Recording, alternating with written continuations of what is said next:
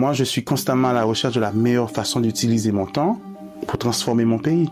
Et je pense que ça, c'est un engagement politique. Je ne sais pas si on a vraiment créé une nation. On s'est libéré de l'esclavage, mais est-ce qu'on a défini les liens de comment créer une terre prospère pour tous les Haïtiens? Je ne suis pas sûr qu'on a réussi à le faire. Tu vois, moi, j'étais jeune. Moi, je viens de la classe moyenne haïtienne. J'allais à l'école en camionnette. Et moi, j'ai passé sur la Saline. J'ai vu l'odeur et le fatras et j'ai vu des grosses voitures d'élite passer, climatiseurs, sur le fatras. J'ai vu des gens se donner 5 gourdes à des petits pauvres qui venaient essuyer les vitres des véhicules, etc. Sans vraiment se dire qu'est-ce qui doit être fait fondamentalement pour changer la vie de ces jeunes, mais juste leur donner 5 gourdes ou 25 gourdes. En fait, c'est beaucoup de ces jeunes-là qui sont devenus des gang leaders aujourd'hui.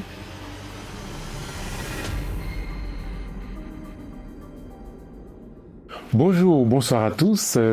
Nous avons le plaisir de recevoir ici à Haïti Inter Marc-Alain Boussicot, qui est entrepreneur, économiste et qui a, fondé Bange en Haïti. Voilà, en fait, il va nous dire ce que c'est et puis qui a pris des risques, parce que l'entrepreneuriat en Haïti, il y a beaucoup de risques.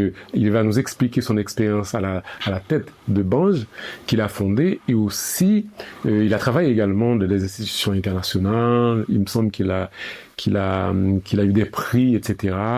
Voilà, on va faire la discussion autour de son parcours et également de l'entrepreneuriat en Haïti. Comment aujourd'hui encore, malgré la crise, malgré les difficultés, on peut investir en Haïti. Alors, j'ai pas envie de m'étaler plus. J'aimerais que vous découvriez, le personnage par vous-même. Alors, tout de suite, je salue mon invité. Bonjour, Marc. Bonjour. En toute humilité, je suis vraiment, vraiment, vraiment honoré de pouvoir faire cette interview avec toi, d'être sur Haïti Inter. Et le travail que vous faites est aussi phénoménal. Et vous représentez l'histoire contemporaine pour les jeunes. J'ose dire que je suis encore jeune, de mon âge, de vraiment comprendre l'histoire récente de ce pays, qui permet vraiment de se positionner, de bien comprendre ce qui se passe. Donc, c'est vraiment un honneur pour moi d'être là. Je suis Marc-Alain Boussicot, je suis haïtien et j'ai fait toutes mes études en Haïti et j'ai fait des études aussi à l'étranger. Mais plus récemment, je vis entre Washington et Haïti. Et dans mon parcours, j'ai pu travailler pour des institutions comme la Banque mondiale, la BID, le MIT.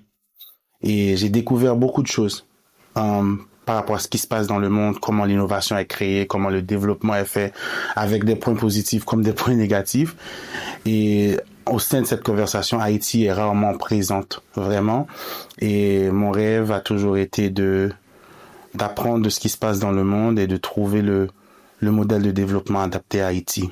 Et aujourd'hui, pour moi, ça passe par ce qu'on dit en anglais innovation-driven entrepreneurship. So, l'innovation qui guide l'entrepreneuriat. Donc, quand je parle d'entrepreneuriat, je parle pas seulement d'entreprise traditionnelle ou de PME. Je parle vraiment de l'entrepreneuriat guidé par l'innovation. Donc, bien comprendre ce qui se passe au niveau de la technologie à l'échelle mondiale, les nouvelles opportunités, penser en dehors de la boîte. Et dans un pays que tu aides les gens à comprendre avec l'histoire récente, moi, j'essaie de deviner ou de créer son futur avec des gens, ce que j'appelle les innovateurs. Et tout mon travail tourne autour de comment créer les conditions pour que les innovateurs soient capables de créer un futur de prospérité pour Haïti.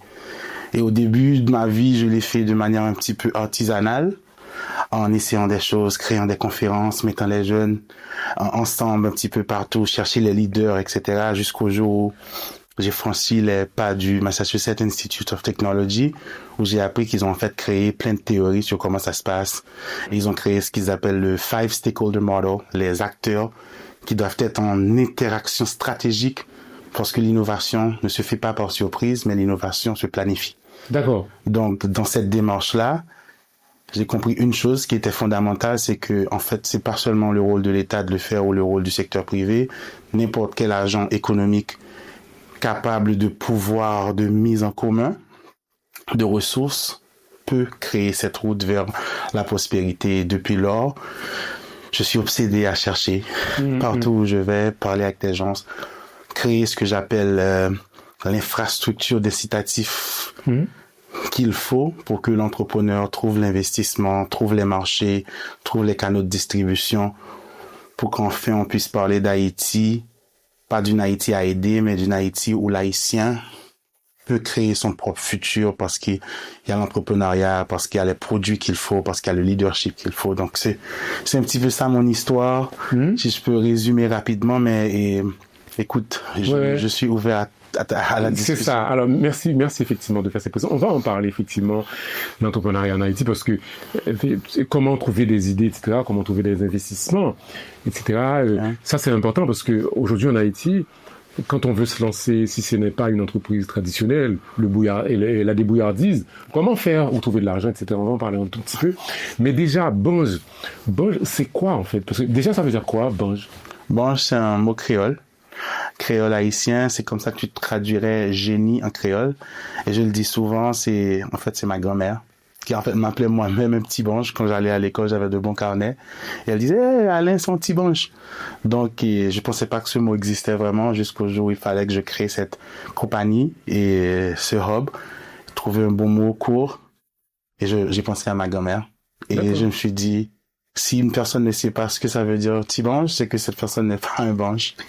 Donc j'ai taquiné les gens, mais vraiment, Bange, c'est le mot créole haïtien, mais c'est une façon de dire, c'est un espace virtuel ou physique où des gens, pas forcément fortunés, mais qui ont des brillantes idées, peuvent se mettre ensemble pour vraiment co-créer un futur de prospérité. D'accord, donc c'est-à-dire, alors j'ai lu aussi comme quoi que c'était aussi un espace de coworking, c'est ça, où les gens... Techniquement, Bange, c'est un coworking space, genre Station F ici en France ou WeWork aux États-Unis. Donc c'est un espace, mais nous, j'aime dire que nous sommes des espaces avec une âme, parce que si dans les pays comme les États-Unis ou la France ou un coworking space, c'est l'opportunité de se retrouver dans un espace atypique, en Haïti, c'est ça aussi, mais avec la beauté de mettre ensemble des communautés de gens. C'est ça ce qui crée l'âme et la culture haïtienne, l'énergie particulière de gens qui se mettent ensemble et qui puissent créer des choses. Plus concrètement, imaginons un jeune en Haïti qui vient dans des quartiers populaires et qui se dit, bon, j'aimerais créer, par exemple, tel projet, tout ça. Où peut-il trouver de l'argent? Comment trouver de l'argent? Bah oui, parce que c'est... Non. Écoute, nous, on reçoit cette question tout le temps. Et à Bange, en fait, d'abord, nous recevons nous-mêmes d'abord, on crée des projets de support à l'entrepreneuriat qui sont un petit peu différents des projets classiques parce que nous croyons d'abord que l'entrepreneur ne doit pas seulement chercher l'argent. Et j'ai un professeur qui disait souvent que, en fait, les bonnes idées ne cherchent pas l'argent. C'est l'argent qui cherche les bonnes idées. Parce que, écoute ça, je pense qu'on pourrait débattre, mais quand il dit c'est l'argent qui doit chercher les bonnes idées, ça veut dire que les gens qui ont de l'argent, ils ont toujours envie de faire plus d'argent. Donc ils ont besoin de mettre leur argent sur des idées qui sont des étoiles, qui vont réussir pour se faire plus d'argent. Donc la dynamique normale, ce serait censé être les investisseurs qui cherchent les bons projets. Pourtant en Haïti, les entrepreneurs sont bloqués parce qu'il n'y a pas d'argent. En fait, c'est quoi l'argent? L'argent, c'est l'accès à des ressources pour fonctionner. Donc, nous apprenons nos entrepreneurs à comprendre la dynamique. Et je vais prendre peut-être l'exemple de Bange. Quand il fallait commencer Bange, on a commencé petit, mais on n'avait en fait pas d'argent non plus. Mais on avait une réputation. Et moi, personnellement, j'ai mis beaucoup de ce que j'avais comme parcours professionnel, etc., pour convaincre des gens pour venir créer ça avec nous. En fait, on a créé Bange avec $0. Ce qu'on a fait, on a pris le plan d'affaires de Bange. On avait dit, on a besoin d'espace, on a besoin d'internet, de nourriture, du printing, des équipements, etc. Et nous, on a pris le projet, on l'a pitché à 19 organisations différentes. Et on a fait un partenariat avec différentes organisations qui nous ont en fait donné tout ce dont on avait besoin pour créer Banj et ensuite mettre en place un modèle d'affaires pour le faire fonctionner. D'accord, ça c'est tout un savoir-faire. Ça c'est tout un savoir-faire. Bien sûr, c'est Non, absolument d'accord. Mais maintenant, je peux te répondre techniquement aussi à ta question. Je vais répondre à ta question, mais je voulais te dire que c'est pas la première chose qu'on enseigne aux entrepreneurs qui viennent de notre incubateur. D'abord, on les enseigne à être stratégiques, sur bien comprendre leurs besoins, où commencer et qui ramener. Parce qu'en fait, une bonne entreprise doit pouvoir, avec les ressources mises en place, générer un modèle d'affaires qui soit capable de se renouveler. Donc, si l'entreprise n'est pas au stade où il peut générer cet équilibre, tu peux jeter de l'argent à l'intérieur de cette entreprise autant que tu veux, cette entreprise ne survivra pas. D'accord. Donc, on est vraiment axé sur créer des modèles d'affaires qui sont en fait capables de tamponner ce qui rentre et qui puisse passer à l'échelle ce qui rentre. Donc, si un entrepreneur n'est pas à ce stade-là, c'est très difficile d'avoir une conversation sur comment faire de l'argent parce que c'est de l'argent que tu mets dans une passoire qui passe. Maintenant, une fois arrivé à ce stade-là, les réponses classiques existent. En Haïti, où trouver de l'argent? D'abord, il n'y a pas assez de structures innovantes qui soient capables de financer du risque en Haïti. Donc, si tu veux de l'argent en Haïti, c'est soit tu fais un prêt, et quand on dit les prêts, on parle de banques, on parle de coopératives, etc. On parle aussi de amis. En fait, dans notre monde, on parle des 3 F, tu vois, la famille, les amis et les idiots. Donc, les gens qu'est-ce que tu dis que tu veux faire ça et que tu as besoin de l'argent, ils te le donnent parce qu'ils croient en toi. Donc, c'est toujours les bases, mais il y a plusieurs niveaux d'argent, en fait, en entrepreneuriat. Il y a l'argent pour amorcer, ce qu'on appelle le pre-seed, avec la racine. Il y a de l'argent pour aussi passer à l'échelle une fois le modèle prouvé. Parce que c'est toute une étape, en fait, l'entrepreneuriat. Tu vois, trouver de l'argent pour commencer quelque chose, c'est pour faire ce qu'on appelle le preuve de concept. Donc voilà, je peux faire ça, je peux créer un modèle qui s'équilibre. Parce que c'est à partir de ce moment-là que tu peux aller vers d'autres types de financement. En Haïti, les prêts dans les banques, c'est vraiment orienté sur le commerce. C'est du court terme. Tu achètes, tu prends un prêt, tu achètes, tu revends et puis tu remets l'argent à la banque. Ce modèle de financement qui existe en Haïti n'est pas adapté en fait à l'entrepreneuriat. Et c'est pour ça, dans le travail que nous sommes en train de faire, c'est de voir comment on peut aller vers d'autres modèles. Les modèles du genre investisseur ange. Comment mettre ensemble toutes les personnes en Haïti qui ont de l'argent, qui aimeraient le faire fructifier, pas gratuitement, c'est pas des dons, mais qui veulent investir. Il n'existe pas de structure d'investisseurs ange en Haïti. Ou des structures comme des structures de venture capital, où c'est des gens qui créent un fonds et qui disent ce fonds prend la participation dans plusieurs entreprises qui existent pour pouvoir alléger le risque et avancer. Ça n'existe pas en Haïti. Donc, ces modèles de financement qui sont très populaires dans les pays comme la France ou aux États-Unis n'existent pas. Donc, c'est des choses qu'il faut créer en Haïti. Et tout le travail que je suis en train de te dire, de créer les conditions, ça fait partie de ça. D'accord. Donc, aujourd'hui, alors effectivement, aujourd'hui, est-ce que Banj existe encore? Parce que j'ai cru comprendre que vous avez été attaqué et tout ça. Ouais. Et puis, Quand on a en fait commencé Banj, on était là, très populaire, etc. sur les réseaux sociaux. Et puis, il se retrouve que et au sein d'une manifestation anti-Jovenel, et un groupe de manifestants qui passaient devant le local et ont vu le local et ils se sont dit sans doute le local est beau, ça c'est les mouns en haut, etc. Et nous, pauvres nous, le local n'est même pas à nous, le local est une propriété du groupe Sogebank qui a un partenariat depuis 6 ans avec Banj pour exploiter ce local, tu t'imagines, pour pouvoir créer cet espace pour les entrepreneurs. Donc ils ont tout saccagé, ils ont tout mis à terre. Et c'était pas seulement nous qui avons perdu, même nos clients, parce qu'on est un espace de coworking. En fait, nous, on ne possède rien, en fait. On ne possède ni le local, on possède les chaises et les caméras, mais les ordinateurs, les entreprises qui étaient logées chez nous, ils ont tout perdu. C'était un moment triste, très triste de ma vie. Ça fait déjà assez longtemps. Mais en fait, c'est aussi le moment qui allait renforcer, en fait, notre popularité en Haïti. J'ai passé une bonne partie de ma vie à dire parlons technologie, etc. Personne n'écoutait. Mais du jour au lendemain, je suis devenu ce petit entrepreneur haïtien qui fait beaucoup d'efforts et qui a été détruit.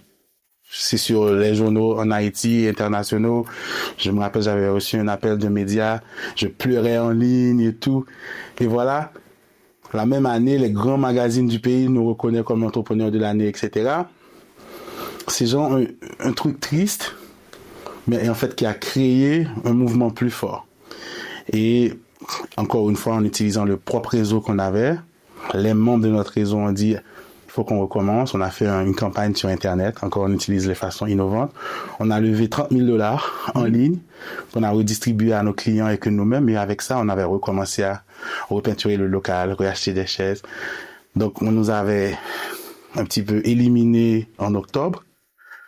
Et en janvier, genre juste quelques mois plus tard, on avait réouvert nos portes. Et c'était genre le grand coup de l'année. C'était un de nos symboles de résilience, etc. Mais pour nous, en fait, c'était juste un rêve qu'on ne voulait pas qu'il meure. Et en fait, ça nous a rendu plus forts. Je souhaiterais jamais revivre l'expérience, mais ça a rendu plus fort.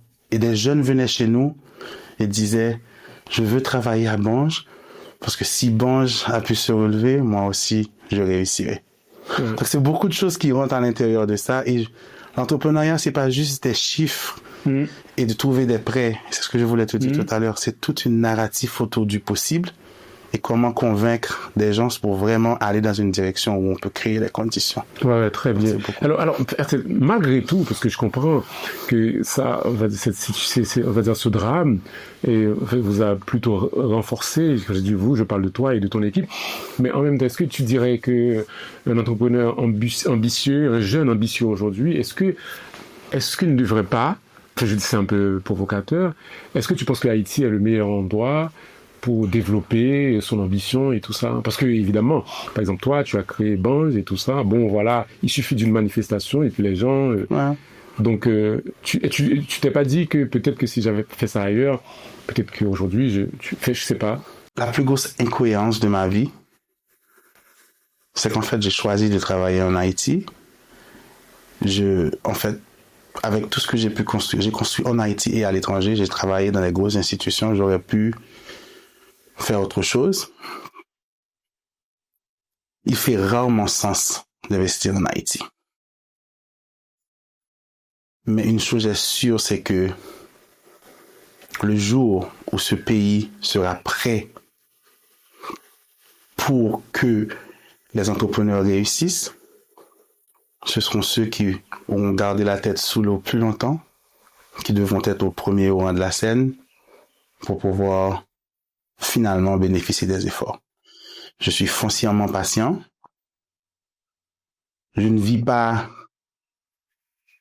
dans le négatif, donc je suis constamment en train de réinventer le modèle. Tu vois, Bange a commencé, espace de rencontre, rapidement devenu incubateur, et aujourd'hui agence d'innovation.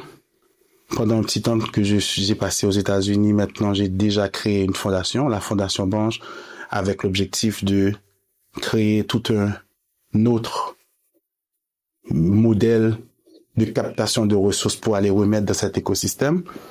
Donc, je suis conscient que pour être entrepreneur en Haïti, il faut pousser plus que la moyenne que dans le reste du monde. Et c'est pas le conseil que je dis, ah voilà, il faut que ça soit dur pour réussir en Haïti. C'est pas la route à suivre, mais il faut que les gens comme nous existent pour créer la route pour d'autres. Et il faudra constamment penser à comment passer par la route difficile, mais investir pour que d'autres après nous puissent réussir. Et s'il y a une chose qui me rend fier de ce qu'on a fait à Bange, c'est que nous rencontrons beaucoup d'entrepreneurs qui sont passés par notre incubateur. Pas tous sont devenus des entrepreneurs à succès, mais certains ont changé de carrière, certains ont trouvé d'autres routes, identifié d'autres communautés. Et c'est des petites victoires qui nous donnent la conviction que il faut continuer à investir dans cette direction. Et le plus gros succès de ce que l'on aura fait, ce sera d'avoir créé les conditions pour que d'autres puissent réussir plus tard. Donc, je ne me considère pas comme un entrepreneur lambda qui doit être encouragé ou pas par la situation d'Haïti. Je pense que ma mission, elle est profonde. Et il faudra qu'un jour que les choses soient différentes en Haïti et quelqu'un doit aussi. Ouais, c'est vrai que ce que tu dis là, c'est très intéressant, mais c'est comme si ça demande à l'entrepreneur haïtien d'avoir un petit quelque chose de plus que les autres, parce que le pays est particulier. C'est un peu ça, non? Non, oui, c'est triste de le dire, mais ceux qui ont le privilège de pouvoir faire plus doivent aussi créer la route pour que ça soit plus facile pour les autres. Et je pense que c'est un petit peu la réalité dans tous les secteurs en Haïti. On peut pas être fier que c'est difficile de faire les affaires en Haïti, mais ceux qui font les affaires en Haïti, est-ce qu'ils se soucient de créer les conditions pour que ça soit plus facile pour tout le monde? Et je laisse ça avec un point d'interrogation. D'accord. Alors aujourd'hui, Marc, tu es marié, c'est ça? Tu as des enfants et tout ça. Alors, tu as effectivement créé une entreprise en Haïti qui a eu quand même du succès.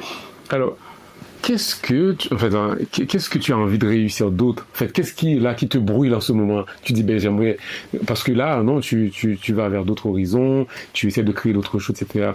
Qu'est-ce qu'aujourd'hui tu aimerais, tu dis, ben, ça, je l'ai pas encore fait, j'aimerais bien.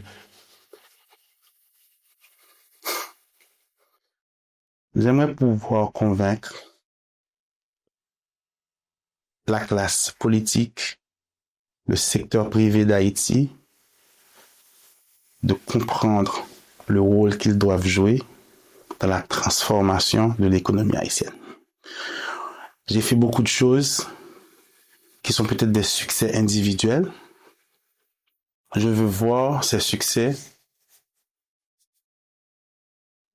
devenir un mouvement plus national où ces acteurs qui sont identifiés par la science, en fait, pas par moi.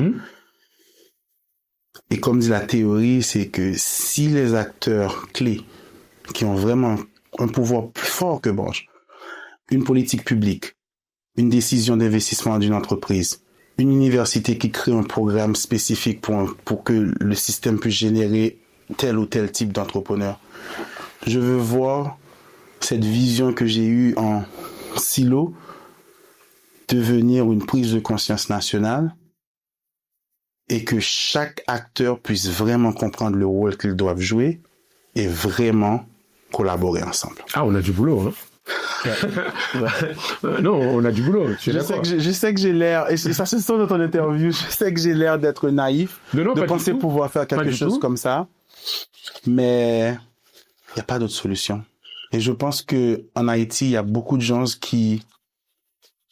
Tu vois, l'une des frustrations que j'ai par rapport avec Haïti, positive frustration, je suis toujours positivement frustré, c'est que je sens que malgré toute la force qui existe dans la capacité des élites, si on peut parler d'élites sur Haïti, je ne retrouve pas l'impact de leur influence dans le concret. Et je pense que chaque leader haïtien doit, qu'il s'agisse de médias puissants comme Haïti Inter, dans votre capacité de pouvoir façonner les opinions, à quel moment votre capacité de pouvoir façonner les opinions va en fait transformer la façon d'agir des gens.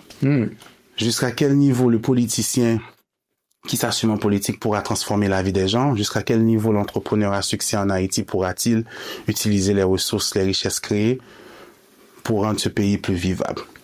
Donc chacun réussit dans son coin, mais on n'arrive toujours pas à trouver quelle formule pour combiner toutes ces ressources et au final rendre la vie de l'Haïtien lambda plus facile. Et pour moi, c'est presque comme un challenge mathématique. Quelle formule pour que chacun puisse vraiment jouer son rôle pour créer un Haïti prospère? Et je pense que ça, c'est l'équation de ma vie. Et j'espère un jour que je trouverai la réponse. Wow, c'est la motivation. Mais tu sais, ça s'appellerait, je dirais autrement, si je pourrais remplacer tout ce que tu dis là par une phrase, c'est comment construire une nation, un pays avec une identité, etc. C'est ça. Parce que c'est ça, parce que en fait, c'est ça, oui. Ailleurs ça existe. Oui. Pourquoi pas? Alors, je vois, effectivement, ça me dit, je me suis dit, il y a quelque chose qui se dessine dans ta manière de parler, de dire les choses là. Est-ce qu'il n'y a pas, comment je pourrais dire ça, un engagement politique qui se profile, non? Absolument. Non, mais absolument. Mais c'est un engagement politique, ça veut dire quoi? Il faudra définir ce que ça veut dire. Mais je suis entièrement conscient que l'affaire politique de ce pays impacte la vie de tout le monde. On ne peut pas continuer à l'accepter. Et maintenant, comment ne pas l'accepter? C'est de s'engager. Comment s'engager? Il y a de multiples façons de s'engager. Mais moi, je suis conscient que je suis politiquement motivé à jouer un rôle dans la transformation de mon pays. Je dis pas que je suis obsédé à prendre le pouvoir. Parce que quand on parle de politique, il y a ceux qui prennent le pouvoir, il y a ceux qui sont en face du pouvoir, il y a ceux qui sont dans la société civile. Et ça retourne dans la dynamique de trouver le rôle. Moi, je suis constamment à la recherche de la meilleure façon d'utiliser mon temps pour transformer mon pays. Et je pense que ça, c'est un engagement politique. Non, mais très bien, évidemment. À travers l'économie aussi, ce que tu fais, donc je pense que c'est une forme de... Alors, je parlais plutôt de l'action politique. De l'action politique. C'est-à-dire que là, effectivement, il faut prendre le pouvoir, il faut avoir un plan, il faut avoir un projet pour prendre le pouvoir et essayer de changer les choses. Ouais, je suis ouvert à collaborer avec de bonnes formules. Je ne sais pas s'il y a de bonnes formules sur le terrain. Il faut chercher les bonnes formules. Bon, peut-être que si... Tu dois continuer à nous guider. Non, pas du tout. Peut-être que... Est-ce que tu te dis pas que tu pourrais aussi inventer cette formule-là? Parce que tu l'as créée quand même... tu avais commencé à le créer quand même dans l'économie haïtienne. Donc peut-être... Non, c'est possible aussi, parce qu'il faut pas se cacher, non? Je pense que ma vie est l'expression même de ce que j'ai cru être important ou que je sois capable de faire. Et je continuerai à grandir. Je suis éternellement patient, comme je te le disais tout à l'heure. Je pense que, tu vois, mon premier engagement public a été de monter l'une des premières conférences internationales de jeunes leaders en Haïti, en 2014. J'étais dans la vingtaine. Je me rappelle quand j'avais créé cette plateforme qui s'appelle Élan Haïti. Je disais, engagement politique. Moi, j'étais même vexé quand on me le disait. Je disais, non, c'est pas de la politique, je veux juste rencontrer des jeunes comme moi qui ont envie de transformer ce pays, etc. Et tellement comique de le dire, même l'actuel ambassadeur d'Haïti en France, en fait, c'était l'un des participants à l'un de nos événements. Aujourd'hui, je me retrouve en France, il nous connecte, etc. Donc, quelque part, je pense qu'il y a des choses qui se sont plantées, mais pas parce qu'il y avait un engagement, une action politique, mais parce qu'il y avait un désir de transformer. Et je pense qu'à travers les années, j'apprends à comprendre mieux mon rôle. Et j'espère pouvoir aider d'autres acteurs à comprendre mieux leur rôle. Parce qu'on ne se bat pas contre la science. La science dit que la prospérité vient de l'interaction naturelle entre les agents clés qui sont capables de propulser l'innovation. Et c'est clair, c'est écrit noir sur blanc dans les recherches du MIT. Et aujourd'hui, c'est ce que j'ai compris. Demain, je comprendrai d'autres choses et je m'ajusterai. Je suis ouvert au changement, je suis ouvert à m'adapter. Mais une chose dont je suis sûr, c'est que je chercherai toujours la meilleure façon d'utiliser mon temps pour transformer mon pays. D'accord. Mais en fait, est-ce que là, en fait, tu fais partie d'une nouvelle génération d'entrepreneurs en Haïti. En fait, avant, il y a beaucoup de choses à dire sur les entrepreneurs haïtiens. Qu'est-ce que tu aimerais que l'histoire retienne vraiment sur cette génération qui essaie vraiment avec les moyens du bord, souvent, et aussi en fait, tu as aussi la chance que la génération avant n'avait pas la technologie qu'on a aujourd'hui. C'est ça. Parce que tu parlais tout à l'heure de changer vraiment, d'avoir un impact sur le réel, d'avoir un impact surtout dans la durée. C'est une question difficile. Moi, je veux que l'histoire retienne que l'économie haïtienne est en chute libre. Cette année de croissance négative, une génération qui quitte le pays en masse. Moi, je veux faire partie de cette génération qui aura trouvé une solution en dehors du statu quo. Avec des modèles qui réussissent à travers le monde, qui puissent générer les opportunités de redéfinir les interactions au sein de la nation haïtienne. Et je veux vraiment faire partie de cette génération qui aura trouvé une autre façon d'utiliser l'entrepreneuriat pour changer le paradigme. Parce que Haïti a besoin d'un changement de paradigme. Est-ce qu'Haïti a jamais défini un paradigme? Ça, c'est une autre chose aussi. On est sorti de la Révolution. Tu connais bien mieux que moi l'histoire. Et je sais pas si on a vraiment créé une nation. On s'est libéré de l'esclavage. Mais est-ce qu'on a défini les liens de comment créer une terre prospère pour tous les Haïtiens? Je ne suis pas sûr qu'on a réussi à le faire. Et je pense que la technologie nous offre les outils de pouvoir réévaluer notre façon de le faire. Et je veux vraiment faire partie de cette génération qui soit capable d'utiliser les outils qu'il faut pour, au final, créer une terre où les Haïtiens puissent trouver leur place et générer cette prospérité qui permettra à chaque Haïtien d'être vraiment libre. Waouh, ce sera, je l'espère, hein, une nouvelle révolution. Ben oui, j'espère, parce qu'il y a... Venant de toi, c'est très dangereux. Venant de toi, c'est très dangereux de te laisser dire ça comme ça, mais vas-y, merci beaucoup. Bon, alors, Marc, imaginons que, alors, je te pose la question, je le lance comme ça. Imaginons que tu as cette chance de devenir président d'Haïti pendant uniquement 24 heures. Qu'est-ce que tu changerais en premier en Haïti? Vraiment. Tu vois, cette question, je n'accepte pas. Pourquoi? Tu sais pourquoi? Parce qu'il est temps de laisser tomber cette idée que Haïti aura un sauveur qui changera tout en 24 heures. J'ai jamais vu un pays changer en 24 heures. Il s'agit pas de changer le pays. Il s'agit de l'urgence. Imaginons, si par exemple, je viens de marcher 10 km, tu vois, je suis épuisé, on me dit, tu rentres chez toi, tu fais quoi d'abord? Moi, je vais boire de l'eau parce que j'ai soif. Parce qu'évidemment, il y a des urgences actuellement. C'est comme, je dirais à quelqu'un, si tu as une baguette magique et que tu pouvais changer quelque chose, ça me permet c'est parce que je voulais voir, qu'est-ce que tu identifies vraiment comme une urgence absolue vraiment, qui serait si tu avais le pouvoir, évidemment que tu pourrais, même jeudi 24 heures, c'est une image, que ce serait la première chose, d'après toi, qui fait que, voilà, ce serait la priorité des priorités.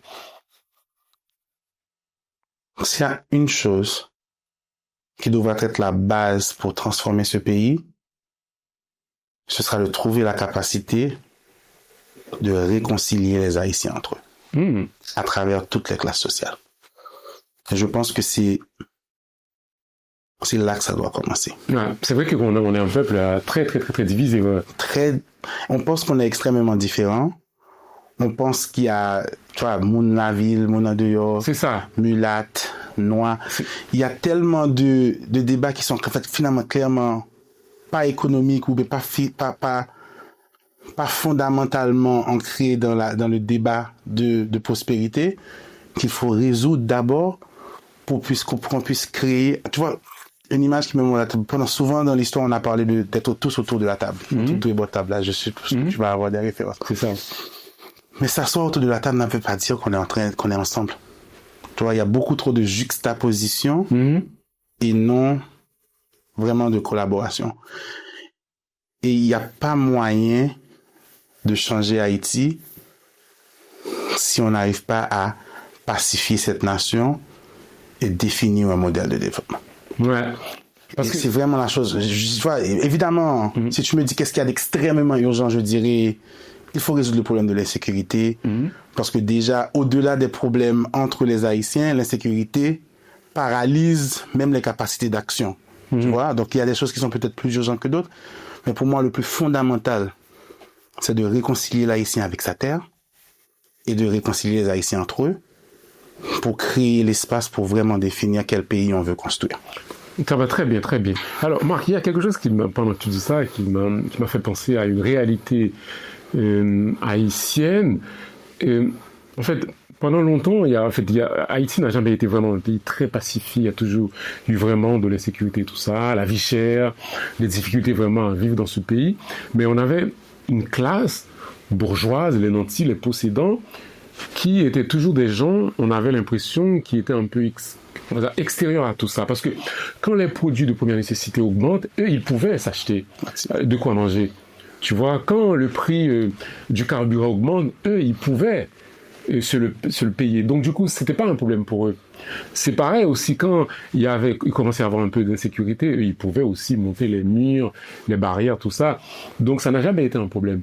Et aujourd'hui, c'est le chaos. Tout le monde. Alors, est-ce que tu penses que si vraiment j'essaie pas de jeter de l'eau, en fait, de jeter la pierre à quiconque, accuser je sais que tous les Haïtiens, on est à un niveau que ce soit responsable de la situation actuelle. Est-ce que tu penses pas qu'on a manqué un peu de ça, de cette élite un peu responsable qui devrait se dire aussi, je suis Haïtien, je vis dans ce pays, si vraiment, je suis nanti, mais si vraiment il y a le bordel, je serais impacté, je serais touché. Et là, on est au cœur de la chose parce que tout le monde est. Est-ce que tu penses pas que il y avait une certaine inconscience de cette élite, en fait, jusqu'à présent, jusqu'à récemment? Je pense que oui. Je pense que cette insouciance, ou peut-être cette inconscience, ou peut-être ce choix, c'est pas seulement au niveau de l'élite, mais je reviendrai sur l'élite tout de suite. C'est au niveau de cet individualisme. C'est-à-dire, c'est le sauf qui peut. Évidemment, les élites dont tu parles avaient une plus grande capacité d'être des sauf qui peut. Tu vois, moi j'étais jeune, moi je viens de la classe moyenne haïtienne, j'allais à l'école en camionnette, et moi j'ai passé sur la Saline, j'ai vu l'odeur et le fatras, et j'ai vu des grosses voitures d'élite passer, climatiseurs, sur le fatras. J'ai vu des gens se donner 5 gourdes à des petits pauvres qui venaient essuyer les vitres des véhicules, etc. Sans vraiment se dire qu'est-ce qui doit être fait fondamentalement pour changer la vie de ces jeunes, mais juste leur donner 5 gourdes ou 25 gourdes. En fait, c'est beaucoup de ces jeunes-là qui sont devenus des gang leaders aujourd'hui, des leaders de gang aujourd'hui.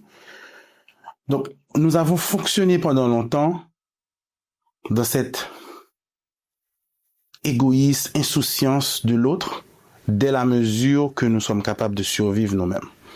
Et je pense que l'élite haïtienne ou les nantis dont tu parles ne sont pas différents. Ils ont toujours été intéressés par leur survie. Ils sont clairement mieux armés pour survivre. Et aujourd'hui, tout problème non résolu devient plus gros. Et là, maintenant, le dragon crache du feu sur tout le monde. Mais ce qui a créé ce dragon, c'est l'individualisme de l'haïtien à tous les niveaux. Qu'il s'agisse que celui qui dit ce building, bange, je vais le détruire parce qu'en fait, ça ne me sert à rien, moi, dans ma vie de tous les jours. Ces jeunes qui veulent parler d'innovation, pendant que l'innovation est portée par la jeunesse partout dans le monde, voilà des jeunes qui passent devant un espace et ils disent, voilà, ça c'est nanti, on écrase. Donc, le nanti aussi, en fait, il faut voir les nantis se plaindre comment l'économie haïtienne ne marche pas. En fait, les chiffres maintenant le prouvent parce que les croissances négatives montrent, en fait, si on utilise les bons chiffres, et qui sont aussi décapitalisés. Donc, ils ont atteint une limite de pouvoir exercer leur droit d'individualiste. Nous, on a perdu le nôtre plus tôt parce qu'on est bien moins protégés. Mais en fait, ce qui traverse la société haïtienne, c'est ce m'en-foutisme de l'autre à tous les niveaux. Et c'est pour ça que le politicien s'arroge le droit de piller les caisses de l'État pour ses propres fonds, sans penser à ce que cet argent pourrait faire pour les communautés démunies. Donc, ce m'en-foutisme existe partout et c'est ce qui détruit le pays. C'est pour ça que je te dis qu'il faudra se mettre ensemble. Le nanti devra prendre conscience qu'en fait, il ne vivait pas au paradis, il avait juste une meilleure capacité de résister. Mais aujourd'hui, la terre brûle pour tout le monde. Et la solution reste ce qu'elle aurait dû être depuis longtemps. Voir le prochain et pas seulement soi-même. Non, mais et à tous les niveaux. Justement parce que c'est une guerre à mort. Quand en face, celui qui est en face, il n'a rien, donc il n'a peur de rien. Donc c'est-à-dire quand quelqu'un n'a peur de rien, c'est-à-dire qu'il est prêt à tout. Donc c'est-à-dire que si il n'a pas le minimum, en fait, dans les pays qui sont plus ou moins pacifiés, en Occident par exemple, c'est parce que, je veux dire, si je prends par exemple celui qui travaille chez Bernard Arnault, par exemple, le Français le plus riche, évidemment le mec il a droit à des congés, il peut envoyer ses enfants à l'école, il peut même voyager, etc. Donc c'est-à-dire que il n'a pas rien à perdre en fait. Donc c'est pour ça que la vie de son patron est protégée aussi. Donc c'est-à-dire qu'on se protège un petit peu. Quand l'autre, tu ne coupes pas tout. Ben, comme en Haïti, le camp d'en face, c'est-à-dire le peuple, en fait, ces jeunes-là qui brûlent, effectivement, ils n'ont absolument rien à perdre. Donc ils s'en foutent parce qu'ils ont non seulement le ventre vide, etc. Donc je me suis dit, ça aussi, je suis d'accord avec toi. Et c'est le problème, il faut avoir une vision plus large, c'est-à-dire que c'est de l'égoïsme de l'haïtien qui crée tout ça. Évidemment, on est tous responsables, je suis d'accord.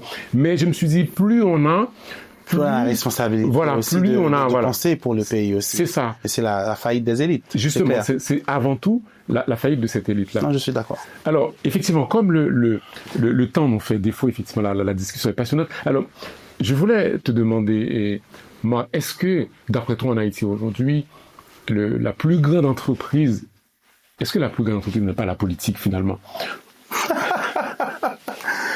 Donc, c'est une excellente question. L'autre jour, j'avais une conversation avec un ami qui me disait, regarde les plus grosses entreprises d'Haïti et quelque part, tu trouveras un contrat avec l'État qui les a permis de consolider leur capacité économique. Je ne vais pas entrer dans les détails, je laisse ton public analyser ou peut-être toi-même faire une émission sur ça si tu veux.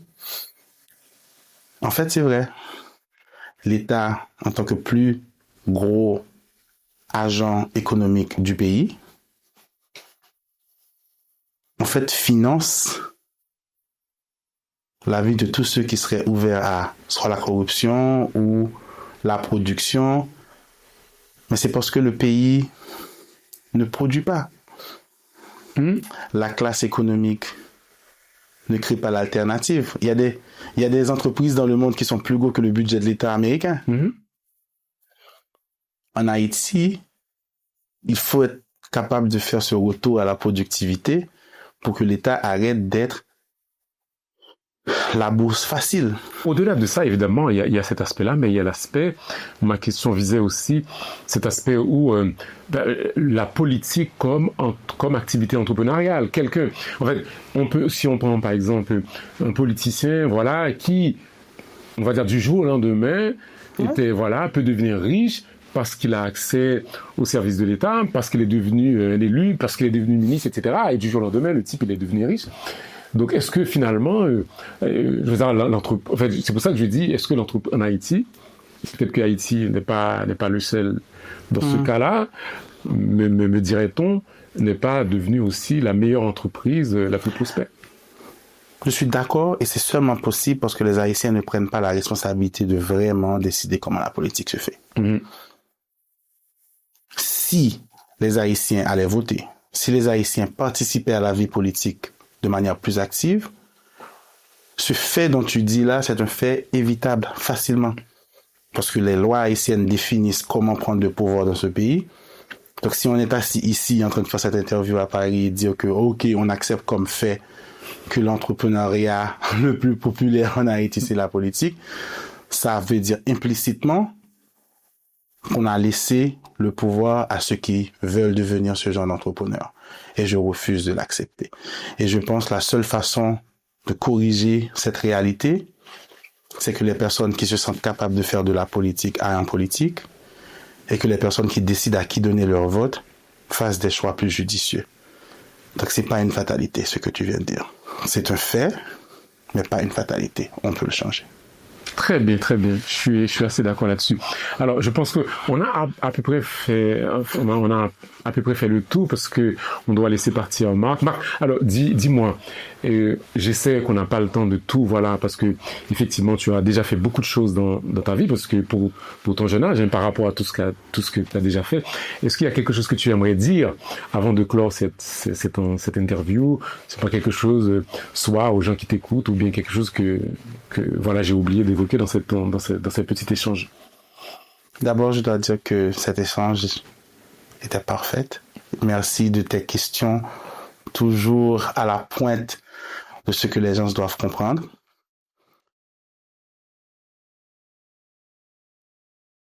L'avenir d'Haïti appartient aux Haïtiens. Il n'y a pas de sauveteur international. Il peut y avoir de l'ingérence, mais c'est seulement avec la complicité des Haïtiens. On ne va pas changer Haïti avec une star tombée du ciel. Il faut une masse critique de gens investis, prêts à se sacrifier dans un premier temps, mais qui doit pouvoir faire fonctionner les institutions. Il faut un retour à l'ordre constitutionnel en Haïti. Mais le plus important, c'est que il faut créer la prospérité. La seule façon de vraiment libérer Haïti, c'est que les gens aient la capacité de se recréer eux-mêmes, s'éduquer, faire des choix plus judicieux. Et ça, c'est des choses que nous oublions beaucoup trop, l'importance de les faire exister, parce qu'on perd beaucoup trop de temps à essayer de subsister chaque jour en Haïti. Et s'il y a une chose que je souhaite émane de toutes ces conversations, que tu fais et qui se passe à travers le réseau de Bange. Très prochainement, nous allons avoir DevExpo, un gros débat sur l'utilisation des intelligences artificielles en Haïti, etc. Ce que je souhaite, c'est que toutes ces conversations révèlent les esprits et que chacun trouve son rôle dans la définition de ce futur. Merci beaucoup, Marc. Et c'est vrai que il l'a bien dit effectivement, si on arrête l'économie de la subsistance vraiment et qu'il y a de la prospérité, Haïti peut changer et je le crois aussi. Et pourquoi pas un homme d'affaires, un entrepreneur, un économiste, des gens aussi qui ont fait leurs preuves dans d'autres domaines. Donc je pense que aussi on peut essayer aussi autre chose. Hein. On a fait des expériences diverses et variées en Haïti. Merci beaucoup, Marc, d'être venu nous parler, et non seulement de Bange, de toi, de ton projet, de ta vision. Je pense que c'est important qu'on a aussi, pas que des artistes ou des hommes politiques, mais aussi des entrepreneurs qui essaient de façonner aussi le futur de ce pays que nous aimons tous. Merci beaucoup à vous et à bientôt peut-être pour une nouvelle émission. Au revoir.